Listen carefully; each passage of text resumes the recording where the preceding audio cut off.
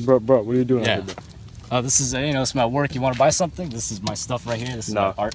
What? What do you mean no? I don't want to buy anything. You don't want to buy any of this stuff? No, this is scrap. You mean this is crap? Scrap. People like this stuff. Scrap. Hey, this is my stuff, man. People like this. It gains traction. This is what people like, you know.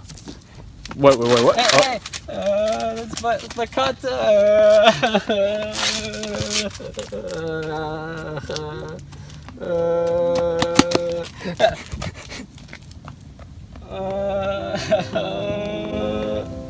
You know, I could have stopped both of those, but There is an underlying fallacy, a capitalistic construction of the YouTuber, one which has undercut the creative potential of YouTubers and anyone who might want to push pre-existing mediums to new heights. By both the algorithm itself and corporate hegemony, YouTube has managed to coerce its poster children and anyone who wants to grow into a constant state of production, incentivized by threats of lost AdSense revenue, traction, and relevancy. It is a situation that has long consumed the film industry, television, books, and the internet at large, in its pursuit to legitimize itself financially in a market practically owned by long-standing entertainment giants. YouTube has focused on using its algorithm and personal overseers to push for frequent, easily digestible content. For whatever the algorithm may be, what it certainly is not is a means to highlight, showcase, and exhibit content that not only pushes the boundaries of existing medium, but is also ideologically driven with profound intent. Hey everybody, it's Albert. Now I've been trying to sell my art recently, but no one's been really paying attention to it. It's not really going anywhere. I mean, I think it's okay. I don't know, but I'm gonna meet with an agent in a little bit.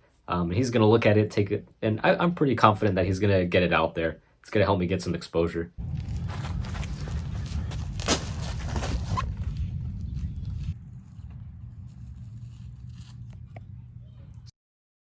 Hey, what's up, man? You got the stuff? Oh, hello. I'm here for my art piece. You wanna take a look? Yeah, that's some nice competent composition there, but I think that's a little too challenging for our demographic. I think you should do something like recognizable characters. That's what we're looking for, man. Okay, I understand. I'll take this back home, you know. Though collectively we have contributed to the normalization of the YouTuber, the platform itself has embraced the title as well. But an issue with this is now there are expectations, assertions of what a YouTuber should be like. Conglomerates serve to benefit by reducing the identity of YouTube creators to a select standard of traits, over-the-top expressions, talking fast, doing a specific gimmick or style, and most reductive of all, being amateurish. Though indeed much of the early charm of YouTube was the amateurish production, emitting a sense of accessibility and authenticity. The biggest issue with this, however, is that the corporate giants swooped in to dictate the trajectory of growth for these amateurish productions. Now, growth is integral for all creative endeavors. However, what resulted in this early colonial overtake of the biggest channels was an over decade-long push to balloon production value, hire producers, and a new coat of ad-friendly paint. And this mad dash to prop up the new archetypal profession, the YouTuber. The actual creators in question forgot to or were outright denied a chance to establish the most important aspect of all, a creative endgame.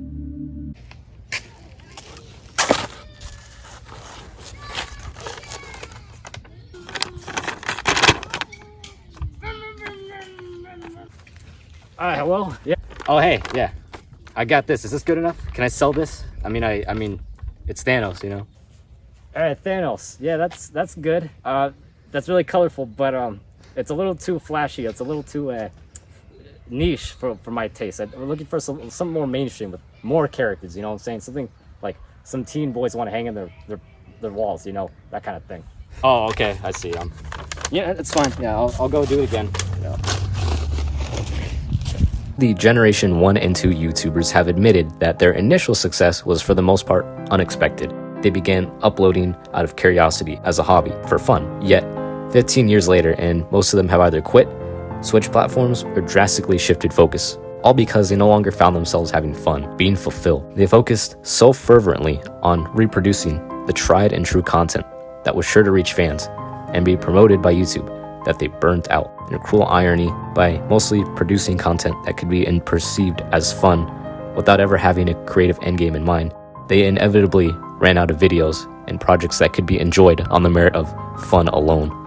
All projects that still come with an immense amount of planning, work, and oversight, but also come packaged with an ever-growing question, a feeling of emptiness with every upload. Creators don't just burn out because they're encouraged by the algorithm to produce without breaks, but in addition, being denied this time to develop ideological and artistic convictions, they can never see a point to end. They never get a chance to see the light at the end of the tunnel.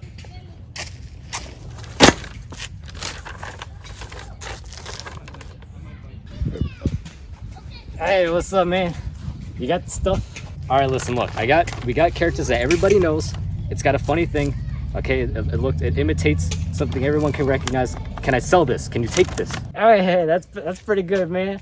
But unfortunately, most of our viewers, our demographic, they don't read Russian. That's too much work for our audience. We don't want to challenge them too much. Otherwise, they're not going to buy it. So next time, just write side B, in English, okay? Don't ask how I speak Russian.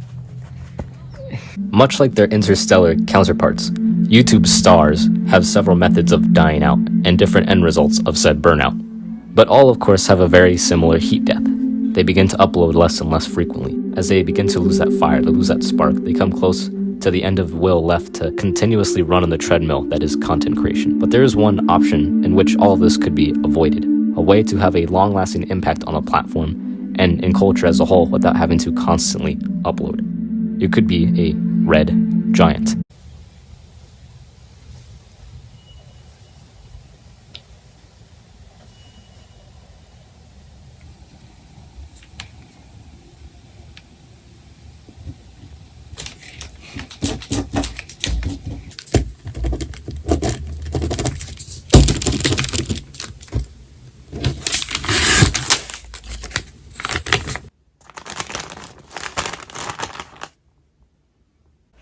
Filthy Frank. The name alone is sure to ring in hundreds of memories and thoughts and objections even still to this day, despite the fact that he hasn't uploaded on his channels in several years. But Filthy Frank, aka George Joji Miller, didn't burn out.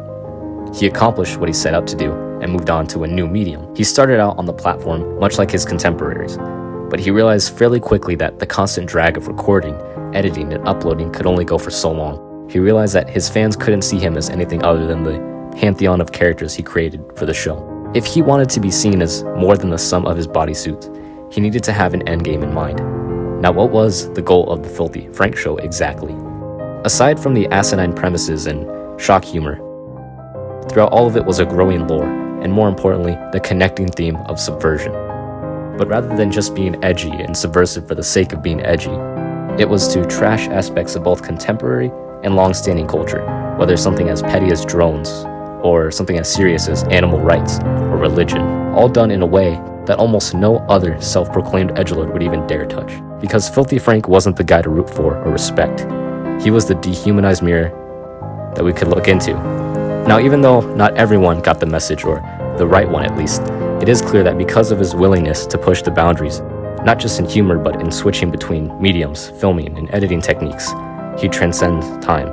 Like a red giant star, though his production and fire and flame has halted to a significant degree, his sphere of influence continues to grow as more and more people stumble upon his channel. He stands out as well because, unlike all the other channels that burn out, rather than being strictly a relic of his time, his content is a relic of his mind, and to an extent, our collective consciousness. Filthy Frank didn't just make you laugh. He made you want to vomit, want to look away, skip parts of his videos, watch it again, or share it with others.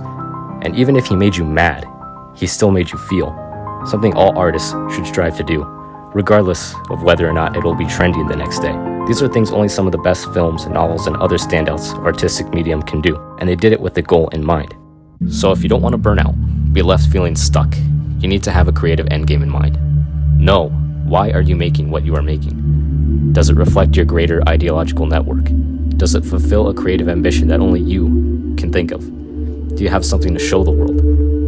Even if it's on paper, in your mind, if it changes, or even if you don't think you can do it yet, just have one. By neglecting contemplation and solidification of a point to end, you have already cemented for yourself the worst possible ending.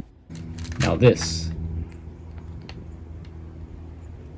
is what we're looking for right here. This is good.